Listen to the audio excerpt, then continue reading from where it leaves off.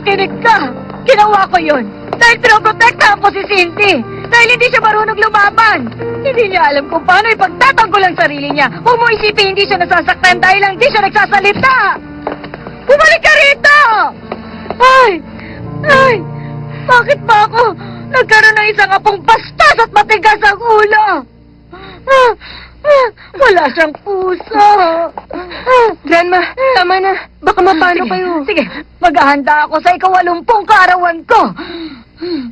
Minahon na po kayo, Grandma. Hindi po ba 80 years old na kayo? 79 pa lang ako. Hindi pa ako 80. Pero natatakot akong bago ako mag-80. Magpaalam na ako sa mundong ito dahil sa kagagawa ng bastos na yon. Mabuti pa paghanda ako ng karawan ko. Iimbitahin ko lahat ng kamag-anak at kaibigan ko. Pagkatapos ipapakilala kita sa kanilang lahat bilang asawa ng apo ko. Ipapaalam ko sa lahat ng tao ron na ikaw ang aking granddaughter-in-law. Gagawin ko ang lahat ng makakaya ko para hindi ka na may pagkailan ni Steven. Grandma, baka lalo po siyang magalit. Tahimik!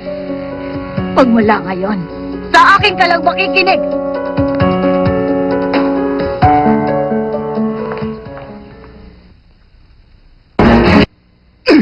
Ba't di ka magsalita? Hindi ka ba marunong lumaban? Bitawan mo ako! Hindi na uli kita paniniwalaan! Stephen G. Wala kang kwenta! Alam mong masakit mapabayaan pero ikaw mismo, ginawa yun. Wala kang puso. Ah!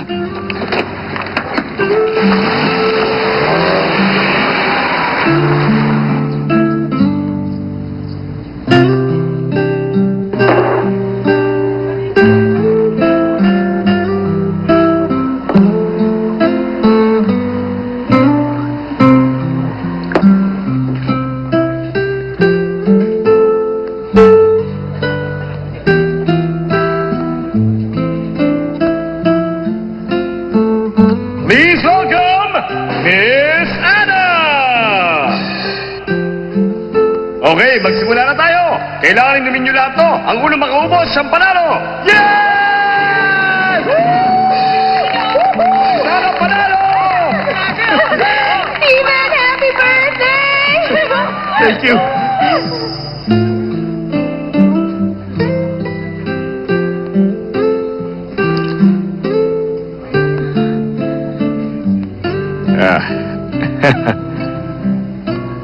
Miss Anna, di ba madali kang malaseng? Malapit mo na maubos. Tignan mo. Kaya ibang dalawa ni Director G, merong LQ? Bakit mo alam? Siyempre naman, alam ko yon.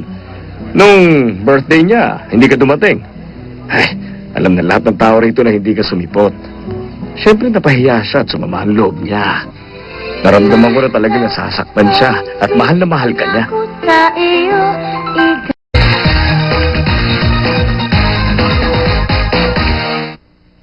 Dahilan ba yon? Para saktan niya ako? Hindi ko alam kung ano yung maling ginawa niya. Pero nung makita ko ang itsura niya noon, naramdaman ko na talaga nasasaktan siya at mahal na mahal ka niya. Pagmamahal.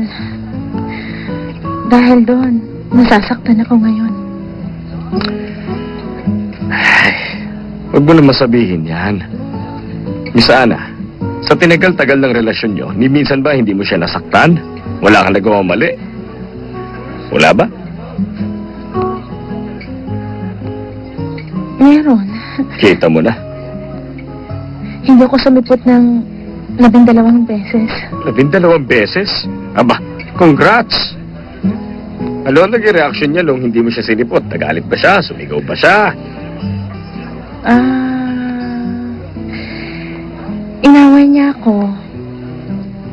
Pero, hindi niya ako kayang tiisin.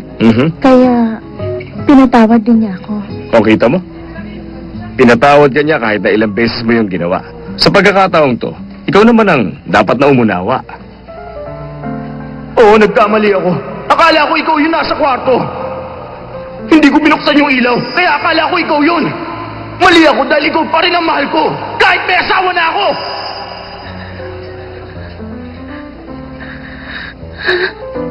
Hindi ako naniwala sa kanya. Tapos, Ang pinaka-importante ngayon, pagkatiwalaan mo siya. Patawarin mo na siya. Hindi ba sapat ang pagmamahal mo para mapatawad mo siya?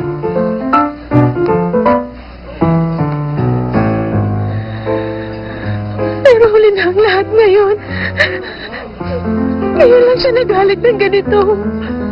Pero natatakot ka ba harapin siya dahil sa galit siya? Alin ba mas nakakatakot? Magalit siya o iwanan ka niya? Ano sa tingin mo? Dapat bawiin mo ang puso niya. Magaling ka mag-magic, hindi ba? Kinuha mo yung wallet ko tapos minagic mo. Gamitin mo ang magic mo para mabawi mo ang puso niya. Yun ang isipin mo. Sa mga oras na to, hindi ka dapat umiinom at umiiyak. Dapat mag-usap kayong dalawa.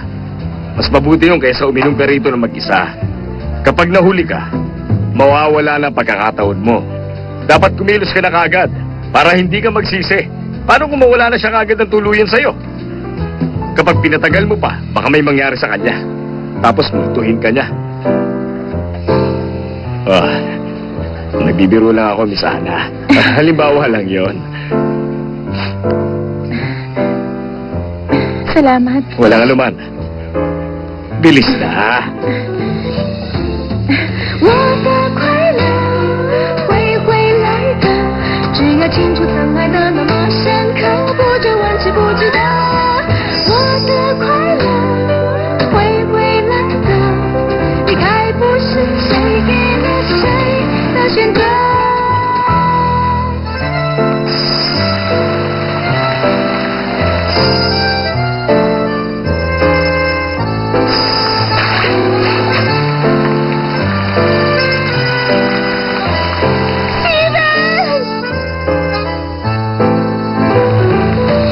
Patutunayan ko sa'yo na ikaw lang ang mahal ko!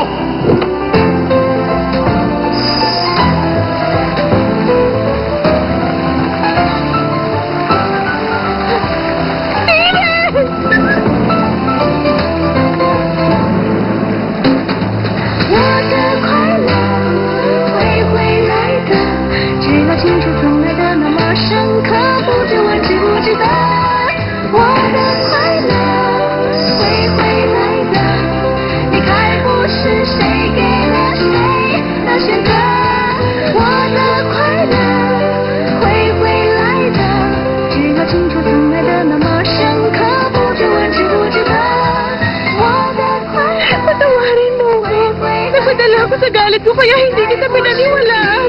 Sorry kung hindi ako nakinig. Sorry. 我们想念的不安得的，舍不得的，难过的，拥有的，失去的的。 Sorry. 莫忘了， Ana. 非常想要忘的，却不能忘的，我想要还你的，却不想要了，只会 Sorry. 放了，放了， Sorry. 忘了。 Cindy. My love, so sweet kapag kasama ka. Anong ligaya itong nadarama? My love. Ay! Buti ko nang makalimutan. Yung pinsan ng tiyahin ni Steven. Ay! Akala niya, alam niya lahat ng bagay. Nung isang taon, sinabihan ni si Steven ng ganito. Sa itsura mo, mukhang tatanda ka muna bago ka magkaroon ng anak. Aba! Kapag nakita niya ang tiyan ni Cindy, siguradong mapapahiya siya. 3 buwan na ang fetus. I suggest na kumain ka ng maraming green vegetables. Makakatulong ang folic acid sa brain growth ng baby. Aba. Uminom ka rin ng milk for pregnant women. Marami yung Apa. vitamins at saka calcium. Okay? Apa. Oo nga, ang mga ilo natin sa Jangbo Island, huwag natin silang kalimutan. Kailangang imbitahin natin silang lahat, ha? Sa araw na yon, malalaman ng lahat ng mga inimbita ko sa 80th birthday ko na meron ng successor ang apo ko. 你只会被谁抛弃？ Sa susunod, isama mo ang boss mo. Narinig mo? 掌上 Opo. 火红的彩星， Ingat ka. Salamat po. 向着天空射。